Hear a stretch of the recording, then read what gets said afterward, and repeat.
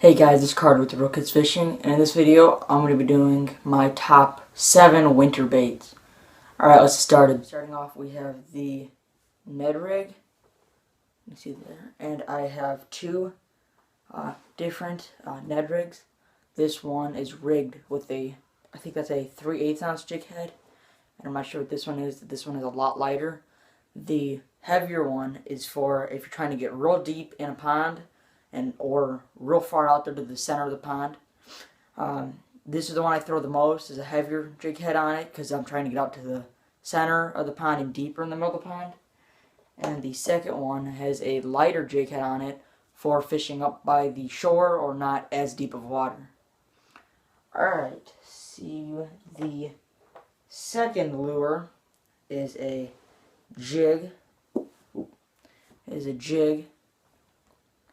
And this jig I've rigged up with a swim bait trailer, just to make it imitate a dying shad more. I believe this is in a green pumpkin color. It's a relatively small jig head, jig. You can see there, it's a pretty small jig.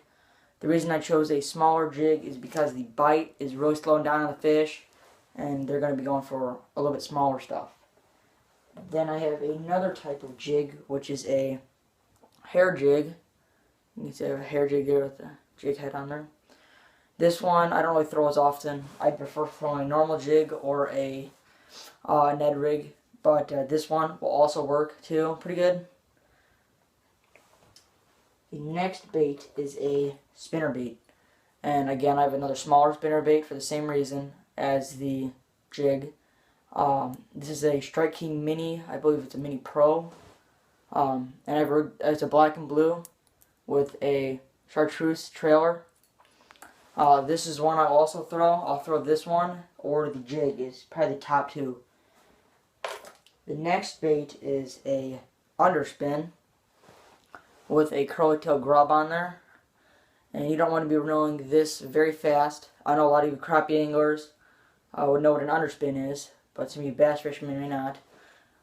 It's just a jig head that's got a spinner blade on the bottom of it. These ones work pretty good too. I haven't seen many people throw one of these, but these do work pretty good. And a dark curly tail grub on there, and you don't want that grub to have a lot of action to it. The next lure is a jerk bait. I have that jerk bait there, you can see. That's a silver color to imitate a shad. And the way you want to reel these is you want to reel them kind of fast. Depending on what kind of jerk bait you have, a sinking one is better than a one that slowly rises, because what the shad are doing is they are getting a little burst of energy and they'll start going real fast, and then they'll go down and they'll swim up real fast and then they'll go down. That's what you want your jerk bait doing, but a normal rising jig bait or jerk bait will work just as good. The other jerk bait I have is this hinged one, which just has a little bit more action, which I wouldn't throw this one as much. I prefer to throw this jerk bait. Alright, the next and final lure is a deep diving crankbait. This one is a Rapala. I don't remember what lure it was, but it is in chartreuse and it has a brown on the top there. This is one I don't throw very often. Now this one works good too. Again, not many people have been throwing these, so that'd probably be better on a very pressured lake, along with the underspin. Right, this is along with the underspin with the darker curly tail grub.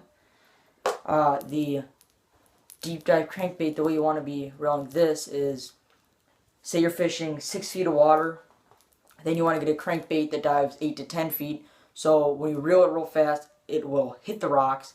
And then if you get jammed in between a rock or something, leave it there and then pop it out. Because when you pop it out, that's when I'm going to get hit, because those bass will they'll see it, and they'll see it stop, and they'll see it start going again, and right as you start going with it again, they will hit it. If you're fishing at a really pressured lake or pond, and none of these other lures I've showed you are working very good, another thing I'd like to do is I will take a 3/8 ounce jig head, and I'll rig it up on a fish bait, soft plastic, and I'll rig it kind of at an angle so that the fish will stay like this, like it's diving down like the dying shad or an injured shad. And this one is a Berkley Havoc Sickfish. I believe that is a 3-inch. And that is already imitating a dying shad. And then another one I have is a swim bait hook with a belly weight in it. And I will rig a 3-inch worm on there. That is a Yum Dinger. And I will fish that because what it'll do, it's not very weedless, but it'll still work good. I wouldn't recommend this in weeds or anything. I'd recommend this in probably around rocks, but not really, more around flatter surface on the bottom of the pond, because it's going to be going like that, and all the little bumps you hit is going to make that tail quiver like that. So that is another one I would use when the bite is very tough. Thanks for watching. I hope you found this video helpful. Stay tuned for more videos like it.